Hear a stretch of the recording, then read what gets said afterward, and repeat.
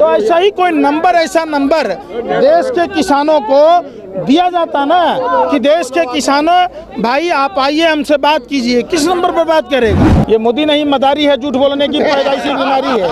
क्यों नहीं उनको गिरफ्तार किया गया जिसके फोटो प्रधानमंत्री के साथ, जिसके फोटो देश के तरीपार गृह मंत्री के साथ, धर्मेंद्र हेमा मालिनी के साथ आपसे एक लाल किला नहीं संभाला गया जो राष्ट्र के गौरव का प्रतीक है। आप अपने द्वीप से दूर और उसको सिधाना को कैसे भेज दिया भाई? जानबूझकर साजिश के तहत सभी बॉर्डरों पर लोगों को आने नहीं दिया जा रहा है, ट्रेनें बंद कर दी गई हैं।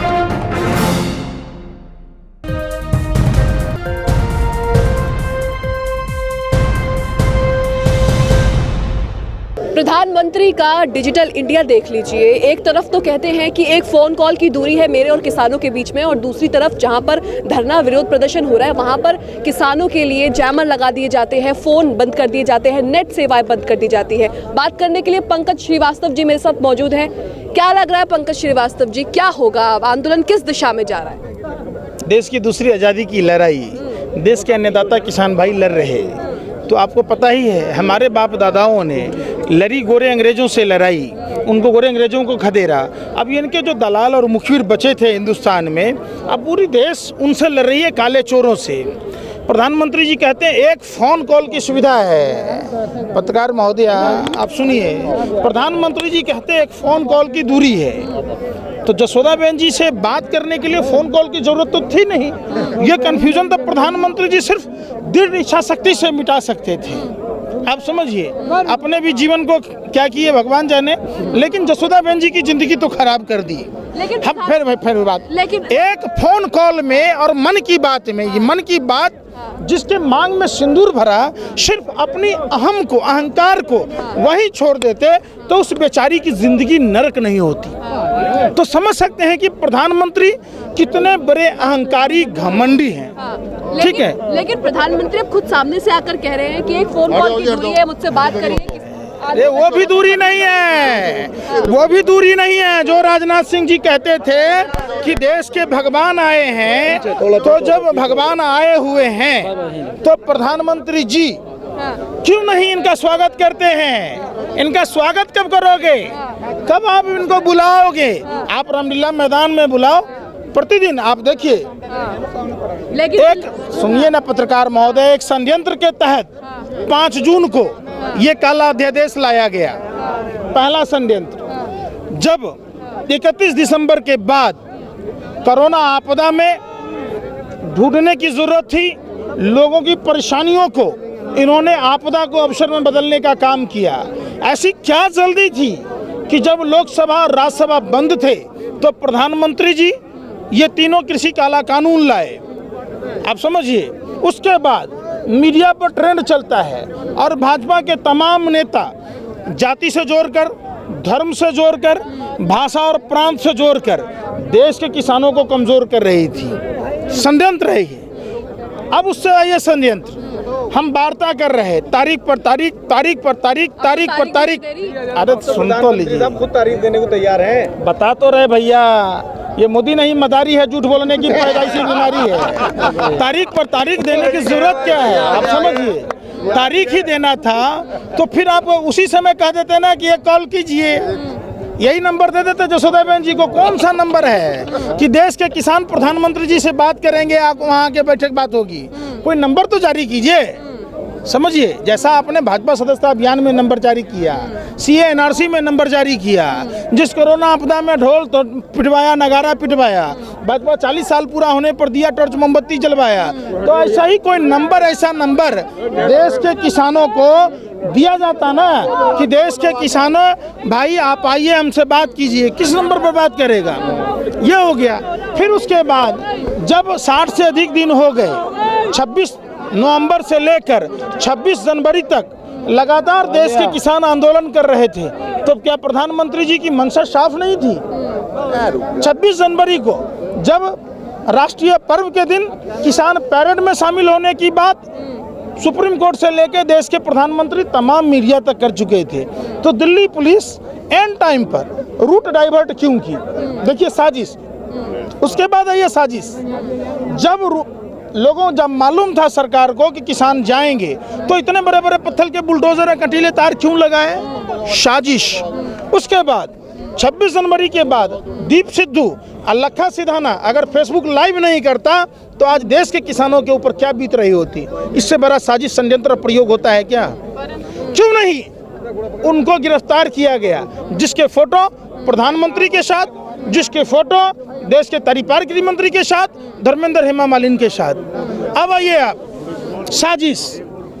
अब साजिश क्या हो रहा है कि जानबूझकर बॉर्डरों पर आपने देखा होगा भाजपा के विधायक गाजीपुर बॉर्डर पर आकर अपने साथियों के साथ किसानों को उकसा रहे थे, बरकिल माने जहरीले बयान दे रहे थे कि अब होता क्या है, भाजपा सरकार एक ही बात जानती है, एक चांटा मार दी सामने वाले को, तो आपको चांटा लगा तो आपने तो फोटो बना ही नहीं।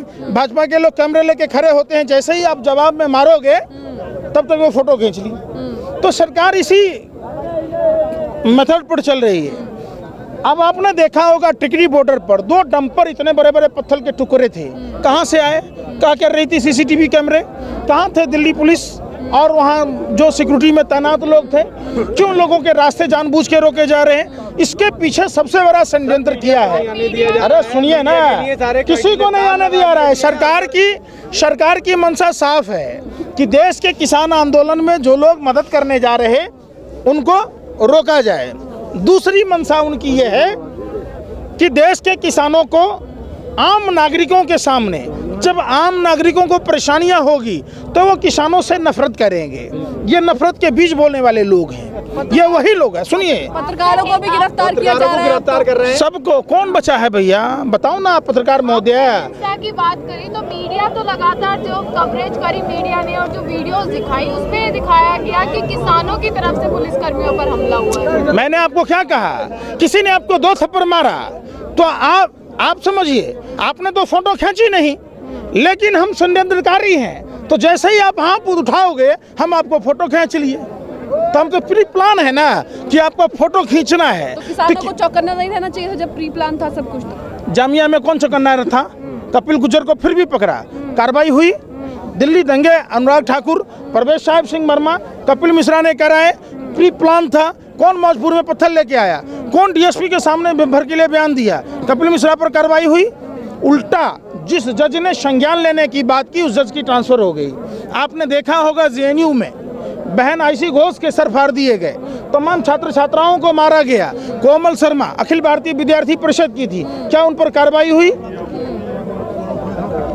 आप तमाम देखिएगा जो चीजें, शाहीन बाग में गुंजा कपूर पर कार्रवाई हुई नहीं हुई ना? उम्मीद है इन पर कार्रवाई होगी। जो ये लोग अभी बीजेपी आरएसएस के रहे हैं, दीप सिद्धू रहा, ये सरकारी जमाई है, कहाँ छुपा है बताइए ना?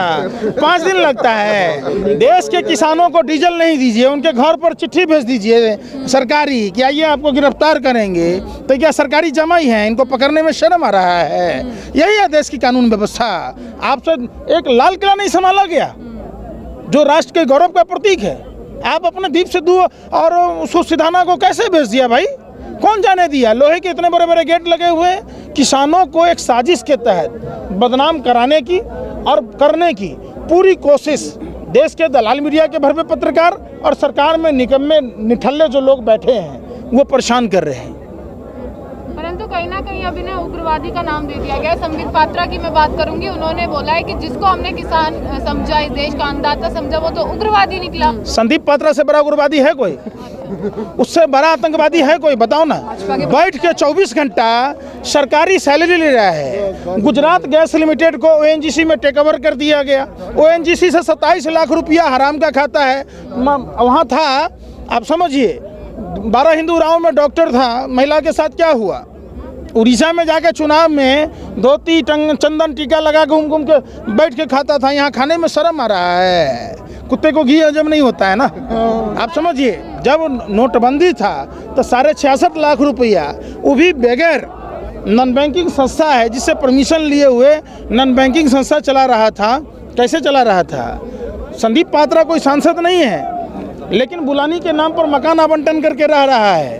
तो आप समझ ही सकते हैं कि देश को लूटने वाले लोग ये नसीहत न दें। आपको नहीं लगता ट्रैक्टर रैली के बाद लोगों को और कहने का मौका मिल गया है? क्योंकि जिस प्रकार से पहले भी कंगना रनौत या मनोज तिवारी, इस प्रकार के जितने भी लोग थे, वो अलग अलग बयान देते थे, कभी खालिस्तानी आतंक। हाथी अपन सुनिए ना, अरे पत्रकार महोदय, कहाँ आप इन कुत्ता कुतियों को भौंकने का वो सोच रहे हैं? हाथी अपने चाल में सकता है, हाथी चले बाजार, कुत्ता भूखे हजार। कौन है वही मनोज तिवारिया के बात करते ही हौसली रिंकिया के पापा ब्राह्मण होके 5 रुपया के अंडा खाने की औकात नहीं है, बिग बॉस में छिछा लेदर कर दिया। किस तरीके से दिल्ली में महिला शिक्षिका का अपमान किया, आप उस सब के बात कहते हैं? अरे हाँ, किसान हाथी है, हाथी के चाल में एकदम पकड़ा के चल रहा है, समझिए। आंदोलन पूरी मजबूती से चल रहा है। आंदोलन तो उस रात में लगभग खत्म हो गया था, जिस दिन यहाँ पे महेंद्र राकेश टिकैत साहब अगर ना रोते और उनके आंसुओं के बल पे जो ये किसान आंदोलन दोबारा से खड़ा हुआ है, अगर ये ना खड़ा होता तो उस वक्त क्या हाल होता? ये सब मनगढ़ंत बातें हैं आप लोगों की। नहीं सर सुनिए ना, अरे सुनिए ना, अरे फिर बात ही नहीं। आप लोग क्या चाहते हैं? आप फिर में पानी वहाँ से, अरे हम लोग भाजपा आरएसएस के लोग नहीं ना है, किसान न है। हम देश को भी भूखा नहीं रहने देंगे, अपना देश भी कमजोर नहीं होने देंगे, और आंदोलन भी करेंगे जब तक कानून वापसी नहीं, घर वापसी नहीं। कुछ लोग जो 2 महीने से थे वो घर गए कि खेती बाड़ी भी कर लें, अब फिर किसान आंदोलन में आ गए। कहाँ से कमजोर नजर आ रहा है हिम्मत? कहिए सरकार को माँ का दूध पिया है तो सारे बॉर्डर खोल दे, आने दे देश के किसानों को, बैठाएं इनको रामलीला मैदान में, देखिए पूरी दिल्ली भर जाती है। कहिए ट्रेनें चालू करके देखने के लिए, माँ का दूध पिया है, कहिए सारी ट्रेनें चालू करने के लिए, ऐसी बात कह रहे हैं। पूरा हिंदुस्तान उमड़ पड़ेगा दिल्ली में, जानबूझकर साजिश के तहत सभी बॉर्डरों पर लोगों को आने नहीं दिया जा रहा है, ट्रेनें बंद कर दी गई हैं। उनका कहना है इसका कारण यह है कि देश को बदनाम ना किया जाए। कौन बदनाम कर रहा है? उनका कहना है किसान। अरे किन का कहना है? सरकारों का। सरकार का कौन है सरकार में जो गोरे अंग्रेजों की दलाली और मुखबरी करता था? ये 2 दिन मात्र जाते हैं, महात्मा गांधी के पैर पर सर झुका लेते हैं, अब बाकी दिन नाथूराम गोडसे को माला पहनाते हैं। समझिए, मुंह में राम बगल में छुरी वाले आदमी लोग हैं। आप समझ रहे हैं ना कौन लोग हैं? देश आज़ादी की लड़ाई लड़ रहा था तो ये लोग गोरे अंग्रेजों की दलाली और मुखबरी कर रहा था। 80,000 स्वतंत्रता सेनानी में सावरकर का गोरे अंग्रेज जीजा और फूफा लगता था, जो पेंशन खाता चट करता था। कौन था? जब 1941 में जब श्यामा प्रसाद मुखर्जी वित्त मंत्री बने, बंगाल प्रांत में धर्म के आधार पर विभाजन की बात की, हिंदू मुस्लिम करवाया, वित्त मंत्री बने। 1942 में भारत छोड़ो आंदोलन कुचलने की बात की, 1943 में हिंदू मुस्लिम का कार्ड खेला, सिंध प्रांत में गुलाम हुसैन अब्दुल्ला खां और जिन्ना के साथ सरकार बनाई, अखंड भारत को खंड खंड किया। ये आज भी ये लोग देश को कमज़ोर कर रहे। 52 सालों तक अपने कार्यालयों पर झंडा नहीं फहराया, तिरंगा कभी अपने घरों पर नहीं फहराया। कौन सा फहरा रहे हैं? आप फहरा रहे हैं क्या? वही तो कह रहा हूँ ना, आपने कौशाम्बी की घटना नहीं देखी कि भाजपा का झंडा तिरंगा से ऊपर था, आपने उदयपुर की घटना नहीं देखी। तमाम ये लोग देखिए, सांप का बच्चा सांप ही होता है, सांप का बच्चा कभी हाथी नहीं होता। कभी आपने देखा अभी मध्य प्रदेश में शिवराज सिंह चौहान राष्ट्र ध्वज के बदले में भाजपा का झंडा फहराया और राष्ट्रगान गाया, तो तिरंगा का अपमान नहीं है? कोई मीडिया, सबके मुंह में दही जम गया। इन भरवे पत्रकारों को किसी ने चू शब्द तक नहीं कहा। इससे बड़ा अपमान क्या होता है? कि हाँ, आखिरी सवाल, योगी आदित्यनाथ जो है उत्तर प्रदेश के मुख्यमंत्री, उनका कहना है किसानों को विकास रास नहीं आ रहा है। सुन लीजिए, सबसे पहले योगी मत बोलिए, नाम सुधारिए, ढोंगी। योगी हमारे यहाँ वो होता है, हमारे यहाँ योगी वो होता है जो सांसारिक सुखों को छोड़कर, सांसारिक मोह माया को छोड़कर भगवान की सेवा करता है। भगवान की सेवा छोड़कर राजसुख भोगने वाले को योगी नहीं कहते हैं। और योगी उसको नहीं कहते हैं जिसके राज्य में बलात्कार की घटना दिन प्रतिदिन हो, चाहे बहन मनीषा का घटना हो या बंदायूं की घटना हो। पूरा उत्तर प्रदेश बलात्कारियों का प्रदेश बना है। ये अपराधीनाथ, बलात्कारनाथ, ढोंगी मुख्यमंत्री है और इसको रास आने की बात कहता है। जो आदमी को अपना बाप का मरा हुआ चेहरा रास नहीं आया, वो हमें समझाएगा। ड्रामेबाजी करता है वो, अपने मरे हुए पिता के अंतिम दर्शन नहीं किया, मतलब उनका चेहरा उनको रास नहीं आया, वो हमें क्या रास सिखाएगा?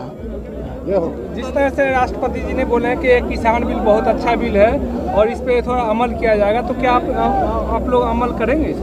देखिए, दलित राष्ट्रपति हैं, रबर स्टंप की तरह है। बड़े दुर्भाग्य की बात है, वही रबर स्टंप राष्ट्रपति जी जो उत्तर प्रदेश से आते हैं। जब वाल्मीकि समाज की बेटी बहन मनीषा के साथ दरिंदगी होता है, 18 दिन तक एफआईआर दर्ज नहीं होती है, तो रबर स्टंप राष्ट्रपति जी कुछ मुंह नहीं खोलते। दिल्ली में सफाई कर्मचारियों का, पूरे देश में दलित समाज से आते हैं सफाई कर्मचारी, उनकी नई वैकेंसी बंद कर दी गई, उनकी सैलरी नहीं दी जा रही। जो प्रधानमंत्री जी स्वच्छ भारत अभियान के नाम पर 0.5% टैक्स लगाया, तो कितने दुर्भाग्य की बात है कि दलित राष्ट्रपति होते हुए कभी मुंह से शब्द नहीं बोला कि 6 महीने से हमारे सफाई कर्मचारियों को वेतन नहीं मिला। वो हमारे वाल्मीकि भाई अपने बच्चों की पढ़ाई कहाँ से कराएंगे, वो अपने मकानों का किराया कहाँ से देंगे, वो राशन कहाँ से लाएंगे, उस पर नहीं बोलते। उनका ESI कार्ड नहीं बना है। जो आदमी हमारे आपके घर का कूड़ा उठाता है, ठंडा में, गर्मी में, बरसात में, जो सीवर लाइनें साफ करता है, उनका ESI कार्ड नहीं है, तो राष्ट्रपति के लिए डूब मरने की बात नहीं है। सभी अहम खबरों के लिए न्यूज़ MX को सब्सक्राइब करें, साथ ही बेल आइकॉन को जरूर दबाएं। लाइक, शेयर, कमेंट करना ना भूलें।